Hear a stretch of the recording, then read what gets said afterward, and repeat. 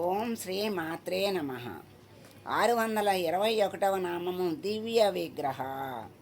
ఓం దివ్య విగ్రహాయ నమ అంటే దేవతా సంబంధమైనది అని అర్థము. దివ్య అంటే గొప్పది, విగ్రహము విశేషమైనది. విగ్రహము అంటే విశేషమైనటువంటి తత్వాన్నిగా చెప్తారు. విగ్రహము అంటే విశేషముగా గ్రహించునది.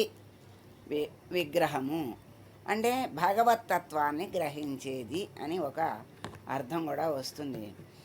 గొప్ప విగ్రహము అంటే బ్రహ్మాండకోటి జనని అయినటువంటి తల్లి దివ్య విగ్రహ స్వరూపంగా మనకి మళ్ళీ ఆ రూపాన్ని మనకి ఇక్కడ చూపిస్తున్నారు. అంటే మరి అంత దివ్య విగ్రహం అయితే కదా ఆ బ్రహ్మాండాలన్నిటికీ తల్లి అయ్యేది. అందుకని అమ్మని ఇక్కడ చెరుకు వెళ్ళు, బాణాలు, అంకుశము, పాశము కలిగి ఉన్నటువంటి తల్లి స్వరూపాన్ని మనకి దివ్య విగ్రహంగా చూపిస్తున్నారు. అంకుశము అంటే చెడుని నశింపజేసేటువంటిది అంకుశము. బాణాలు, చెరుకు విల్లు అంటే మధురమైనటువంటి ఆ రసాన్ని, జ్ఞానాన్ని ప్రసాదించేటువంటి తల్లి. తర్వాత బాణాలు అంటే మన్మథ బాణాలు అంటారు. ఆ 5 పుష్ప బాణాలు వాటిని అమ్మ చేతిలో ఉంచుకుంటుంది. అంటే అవన్నీ కూడా అమ్మ అధీనంలో ఉంటాయి. పాశము అంటే తాడు, బంధాన్ని కలిగించేది పాశము. జ్ఞానాన్ని కలిగించేది చెరుకు విల్లు. తప్పుల్ని దండించే సాధనం అంకుశం. అలా అమ్మ అన్నిటి స్వరూపంగా అమ్మ ఏ అవసరం ఏది వచ్చినప్పుడు ఆ స్వరూపాన్ని, ఆ ఆయుధాన్ని అమ్మ ఉపయోగిస్తుంది. అందరికీ అనుగ్రహాన్ని ఇస్తుంది. అంటే మరి దండించవలసినప్పుడు దండించటమే ఒక అనుగ్రహంగా భావించాలి. ఆ దండన అనేది లేకపోతే మనకి ఆ శిక్షణ అనేది, అమ్మ దండన శిక్షణ కింద వస్తుంది. అది శిక్ష అనే భావం రాకూడదు. అమ్మ మనకి శిక్షణ ఇస్తోంది. మనం తప్పు చేశాము, ఆ తప్పు నుంచి మనల్ని రక్షిస్తోంది, మరలిస్తోంది మంచి వైపుకి అనేటువంటి భావంతో ఉన్నప్పుడు అది కూడా ఆనందంగా మనం స్వీకరించగలుగుతాం. ఆ స్థాయికి రావాలి అంటే అమ్మ నామాల్లో ఉన్నటువంటి ఆ సారాన్ని మనం గ్రహించినట్లయితే, అమ్మ స్వరూప స్థితిని మనం గ్రహించినట్లయితే, అటువంటి భావం వచ్చినప్పుడు ఏ పరిస్థితి అయినా మనకి మంచిగానే అవగాహన అవుతుంది. అది శిక్షణగానే మనం తీసుకున్నప్పుడు ఆ శిక్షణ మనకేమిస్తుంది? ఉన్నతత్వాన్ని ఇస్తుంది, ఉచ్చస్థితిని ఇస్తుంది. అంటే మనం తప్పు చేసినప్పుడే కదా శిక్షణ అనేది అవసరము. ఆ శిక్షణ ఇచ్చినప్పుడు ఆ తప్పు నుండి పైకి అంటే ఒప్పుల దగ్గరికి తీసుకెళ్తుంది అమ్మ, ఉచ్చస్థితికి తీసుకొస్తుంది అమ్మ. అటువంటి స్వరూపము అమ్మ దివ్య విగ్రహము. అమ్మ తేజస్వరూపము అంటే ప్రజ్ఞాన స్వరూపము. జ్ఞానమే అమ్మ స్వరూపముగా ఇక్కడ ఉంటుంది. చండిక ఆకాశమందు నిలిచి రాక్షసులతో యుద్ధం చేసింది. అక్కడ చండిక రూపంలో ఆకాశంలో ఉండి రాక్షసులతో యుద్ధం చేసింది తల్లి. ఆకాశం అంటే దివి అంటే ఆకాశము. ఆకాశం ఎక్కడుంది అంటే ఎక్కడో పైన లేదు. ఆకాశములో ఉండి అమ్మ యుద్ధం చేసిందంటే ఆకాశం అంటే ఎక్కడుంది? అంతటా నిండి ఉంది. ఆకాశము అంటే అవకాశము అంటే ఖాళీ. ఈ ఖాళీ ఎక్కడ ఉంటే అదే ఆకాశము. అక్కడ ఉండి అమ్మ రాక్షసులతో యుద్ధం చేసింది. మరి మన లోపల ఆకాశం ఉందా లేదా? ఈ పంచభూతాలతో కూడుకున్నటువంటి ఈ దేహంలో ఆకాశము ప్రత్యక్షంగా ఉదరాకాశము అంటారు, దహరాకాశము అంటారు. అక్కడ అమ్మ నిలిచి మరి శరీరాన్ని నడిపిస్తుంది, జ్ఞానాన్ని కలిగిస్తుంది. అటువంటి యుద్ధం చెయ్యటం అంటే మనలో ఉన్నటువంటి చెడు గుణాలే రాక్షసులు, మనలో ఉన్నటువంటి మంచి గుణాల స్వరూపమే అమ్మ. ఆ చెడుతో యుద్ధం చేసి చెడుని సంహరిస్తుంది. ఆకాశంలో ఉండి చండిక రూపంలో అమ్మ రాక్షసులతో యుద్ధం చేసి వాళ్ళని సంహరించింది. అంటే మనలో ఉంది అమ్మ, మనలో ఉన్నటువంటి చెడు గుణాలని సంహరింపజేస్తుంది. ఎప్పుడు? అమ్మని ఆశ్రయించినప్పుడు. దేవతలు ఏం చేశారు? అమ్మని ఆశ్రయించి, అమ్మా ఈ రాక్షసుల బారి నుండి మమ్మల్ని రక్షించమ్మా అని అడిగినప్పుడే అమ్మ స్వరూపాన్ని ధరించి వచ్చి అవతారం దాల్చి వచ్చి వాళ్ళని సంహరిస్తుంది. అయ్యవారైనా సరే మమ్మల్ని కాపాడు అని దేవతలందరూ వచ్చి కాపాడమని వేడుకున్నప్పుడే ఆయన అవసరానికి తగినటువంటి అవతారాన్ని ధరించి వచ్చి రాక్షసుల్ని సంహరించాడు. అంటే మనం ఊరికే దేవతలంటే మంచి గుణాలు, రాక్షసులంటే చెడు గుణాలు.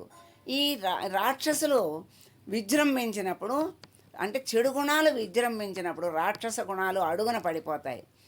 ఆ రాక్షస గుణాలు అడుగున పడిపోయినప్పుడు మనకి కొంచెము జ్ఞానము, కొంచెము అవగాహన ఉన్నప్పుడు, అయ్యో మనలో ఉన్నటువంటి ఆ మంచితనం ఏమైపోతోంది, ఇలా మనం ప్రవర్తిస్తున్నామేంటి, ఈ రాక్షసత్వం మనల్ని ఆక్రమిస్తోంది, మనల్ని వశం చేసుకుంటోంది, ఈ చెడు గుణాలకి మనం వశమైపోతున్నామేంటి, ఎందుకని అనేటువంటి ఆలోచన మనలో రావటమే ఆ దేవతల యొక్క ఆ పైకి రావటం, దేవతలు పైకి రావటం. మళ్ళీ అక్కడి నుంచి ఈ రాక్షస గుణాల నుంచి మనం ఇదివరకటిలాగా ఉత్తమ గుణాలు మనం ఆచరించాలి, అనుసరించాలి. మనము భగవంతునికి ప్రీతి పాత్రలం అవ్వాలి అనేటువంటి ఉద్దేశం కలిగినప్పుడు తర్వాత భగవంతుడా ఎందుకు ఇలాంటి పరిస్థితి నాకు కల్పించావు, నీ అనుగ్రహం నాకు ప్రసాదించు, ఈ నిగ్రహాన్ని ఇవ్వు, ఆ అనుగ్రహాన్ని ప్రసాదించి నిగ్రహాన్ని ఇచ్చి ఈ చెడుని నిగ్రహించి ఆ మంచిని అనుగ్రహించు, మంచి గుణాలని పైకి తీసుకురా అనేటువంటి ప్రార్థన, భగవంతునికి విన్నపము, భగవంతుని వైపు మన దృష్టిని మరల్చి ఒక్క మాట అడిగితే చాలు, ఒక్కసారి ఆర్తిగా భగవంతుణ్ణి ప్రార్థిస్తే చాలు, నేనున్నానంటాడు, ముందుకొస్తాడు, మనలో ఉన్నటువంటి రాక్షసత్వాన్ని నశింపజేస్తాడు, దైవత్వాన్ని పైకి తీసుకొస్తాడు. మంచి గుణాలు అంటే వెలుగు, జ్ఞానము, ప్రకాశము. ఆ వెలుగులో ఆ వెలుగు ఎప్పుడైతే వచ్చిందో అజ్ఞానం అనే చీకటి, రాక్షస గుణాలు పోతాయి. అందుకనే ఆ పరమాత్మని వేడుకోవటమే చెయ్యవలసిన పని. అక్కడ ఉన్నటువంటి ఆ భగవతత్వం, పరబ్రహ్మ స్వరూపం మనము ఏ రూపంలో కోరుకుంటే, ఏ రూపాన్ని ఆశ్రయిస్తే ఆ రూపమే దిగి వచ్చి అవసరానికి ఏ రూపాన్ని దాల్చాలో ఆ రూపాన్ని దాల్చి మనలో ఉన్నటువంటి జగత్తులో దేవతల్ని రక్షించినటువంటి భగవంతుడు మనలో ఉన్నటువంటి దైవ గుణాలని రక్షిస్తాడు, పోషిస్తాడు. దాన్ని పైకి తీసుకొస్తే ఆ రాక్షస సంహారం జరగటం అంటే ఆ నీచ గుణాలు, రాక్షస ప్రవృత్తి, రాక్షస గుణాల్ని నశింపజేసి ఉత్తమ గుణాల్ని, దైవ గుణాల్ని పైకి తీసుకొస్తాడు. అప్పుడు మనిషి ఏమవుతాడు? జ్ఞానస్వరూపుడు అవుతాడు, ఆ భగవన్ స్వరూపుడే అవుతాడు. అటువంటి దివ్య విగ్రహం అమ్మది. అట్లా దివ్య విగ్రహాల్ని మనము ఈ విగ్రహము ఆరాధన ఎందుకు చెయ్యాలి అంటే, ఈ శరీరం ఉన్నంత వరకు విగ్రహాన్ని ఆరాధించాలి. ఎందుకంటే నిగ్రహం కోసమే విగ్రహారాధన చెయ్యాలి. మరి నిగ్రహం కుదిరే వరకు చెయ్యాలి, ఇక ఆ తర్వాత మనకి అక్కర్లేదా అంటే, నిగ్రహం ఇంకా విగ్రహాలు ఉన్నంత వరకు ఆరాధన చెయ్యాలి. శరీరంలో మా జీవుడు ఉన్నంత వరకు విగ్రహారాధన చెయ్యాలి. మళ్ళీ శరీరం ఎత్తకుండా ఉండేంత వరకు విగ్రహారాధన చెయ్యాలి అంటారు. మళ్ళీ మన శరీరం రాకుండా ఉండేంత వరకు అంటే పావనం అవ్వాలి. ఆ పావనాకృతి స్వరూపాన్ని, అనుగ్రహాన్ని పొందాలి, ఆ పావనాకృతిని పొందాలి, ఆ దివ్య విగ్రహంలో మనం లీనం అవ్వాలి. అంటే మనము జ్ఞానులము, మనకు అన్నీ తెలుసు, మనకి ఈ పూజలు అక్కర్లేదు, ఈ ఆరాధనలు అక్కర్లేదు అని మనకి ఎవరన్నా చెప్పని మనకి అనిపించినా జ్ఞానము, ఆరాధన, నిగ్రహము, జ్ఞానము అంటే ఏమిటి? జ్ఞానం అంటే ఏమిటి? రెండిటిని ద్వంద్వాలని సమానంగా తీసుకునేటువంటి శక్తే అసలైన జ్ఞానము. మరి ఆ రెండిటిని మనం స్వీకరించలేకపోతున్నాం కదా. మరి దుఃఖం వస్తే బాధపడుతున్నాం, సంతోషం వస్తే ఆనందంతో ఉంటున్నాం. అట్లాంటప్పుడు మనము జ్ఞానులం ఎవరవుతున్నాము, ఎక్కడవుతున్నాము? మనము జ్ఞానులమని మనం అనుకోవటం కాదు, ఆ భగవంతుడు జ్ఞానిగా నిర్ణయించాలి. ఆ ఇప్పుడు పరమాత్మ జ్ఞాని అయినా కూడా ఎందుకు చేయాలి? ఇప్పుడు మహానుభావులు ఉన్నారు, పరమ జ్ఞానులు ఉన్నారు. పరమాత్మ అమ్మ అనుగ్రహాన్ని పొందినటువంటి శంకరాచార్యులు ఏంటి, కాళికాదేవి అనుగ్రహం పొందినటువంటి రామకృష్ణ పరమహంస ఏంటి, వీళ్ళందరూ ఉన్నారు. అయినా వాళ్ళందరూ ఆ చెయ్యవలసినటువంటి ఇప్పుడు మహా ఋషులు యజ్ఞయాగాదులు ఎందుకు చేస్తున్నారు? వాళ్ళు కోరికలతో చేయటల్లా, అజ్ఞానము మనకి ఉంది, జ్ఞానం కోసమని చేయట్లా. పరిపూర్ణమైనటువంటి జ్ఞానస్వరూపులైనటువంటి మహర్షులు కూడా ఆ యజ్ఞయాగాదులు ఎందుకు చేస్తున్నారంటే లోకక్షేమం కోసం చేస్తున్నారు. ఆ మళ్ళా లోకంలో ఉన్నటువంటి తర్వాత వాళ్ళు ఇలా చెయ్యాలి అనేటువంటి ఆలోచన వాళ్ళకి రావాలి, మళ్ళీ వాళ్ళు ఆచరించాలి. అది వాళ్ళు మళ్ళీ లోకం ఎప్పుడూ క్షేమంగా ఉండాలి. ఎటువంటి లోకంలో అందరు జ్ఞానులే లేదు కదా, అంతా పరబ్రహ్మస్వరూపులే లేరు గనక ఆ పరమతత్వాన్ని అందరికీ తెలియజేయాలి, వాళ్ళ మార్గాన్ని అందరికీ తెలియచేయాలి. గనక మహారుషులు కూడా యజ్ఞయాగాదులు ఎప్పుడూ అలా అడవిలో ఉన్నా కూడా యజ్ఞయాగాదులు చేస్తూ ఉండేవాళ్ళు. అంటే వాళ్ళు ముక్తి పొందినటువంటి వాళ్ళైనా తర్వాత వాళ్ళకి తెలియచెయ్యాలి, ఆచరింప చెయ్యాలి, వాళ్ళు కూడా మరి ముక్తి పొందాలి. మనం అక్షరాలు నేర్చుకుని మనము పీజీలు చేసేసి అన్నీ తెలుసుకున్నాము, మనకి ఇంకా అక్షరాలతో పని లేదు అని అనుకుంటే అది ఏది తెలుసుకోవాలన్నా అక్షర జ్ఞానం ఉండాలి, ఏది మనము పొందాలన్నా అక్షర జ్ఞానం ఉండాలి. ఏదైనా అక్షరంలోనే నిమిడి ఉన్నది. అమ్మ శక్తి అంతా అక్షరంలోనే ఉంది, అక్షరమే అమ్మ స్వరూపం అంటున్నాము. అందుకనే అక్షర జ్ఞానం ఉండాలి, ఆ అక్షరం యొక్క శక్తి మనకి ఎప్పుడు జ్ఞానం ఉండాలి. మరి ఆ జ్ఞానము మన తర్వాత వాళ్ళకి అందించాలి అంటే ఆ అక్షరాల్ని వదిలేస్తే మనకి జ్ఞానమే శూన్యమవుతుంది, అది వాటి తర్వాత వాళ్ళకి అందించలేము. అలాగే మనము జ్ఞానులం అనుకుంటాము, కానీ మన జ్ఞానం ఎంత? మనము పూజలు ఎవరైనా చెప్పినా సరే, పరమాత్మ కృష్ణ పరమాత్మ గీతంతా చెప్పినా నిష్కామంగా చెయ్యండి, మీ ధర్మబద్ధమైన కర్మలు చెయ్యండి అన్నాడు, కానీ ఎక్కడ చెయ్యొద్దు అని ఎక్కడా చెప్పలేదు. కాకపోతే ఏంటంటే అకర్మ సుకర్మ అంటే, అకర్మ అంటే చెయ్యకపోవటం కాదు, మీరు ఫలితాన్ని ఆశించకుండా చేస్తే అది అకర్మే అవుతుంది, మీకు పుణ్యపాపాలు అంటవు. అలా చేసుకుంటూ వెళ్తుంటే విముక్తి వస్తుంది, బంధము నుండి విముక్తి వస్తుంది, అదే మోక్షము అని పరమాత్మ మనకి తెలియజేశాడు. అందుకనే మనము జ్ఞానులము, పరిపూర్ణమైపోయాము, మనకి ఏది అక్కర్లేదు అని అనుకోక్కర్లేదు.